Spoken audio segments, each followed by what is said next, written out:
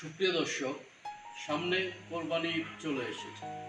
কোরবানি ঈদে আমরা পশু জবাই দিয়ে থাকি বা পশু কোরবানি করে থাকি। এই ঈদকে উদ্দেশ্য করে সারা দেশে ব্যাপক পশু প্রস্তুত করা হচ্ছে বা প্রস্তুত করা হয়েছে। তেমনি এরই ধারাবাহিকতায় আমাদের বগুড়ায় গাবতলীতে বেশ কিছু পশু এবারে কোরবানির জন্য প্রস্তুত রাখা হয়েছে। তার মধ্যে আমি মূলত দুটি গরু নিয়ে কথা বলবো।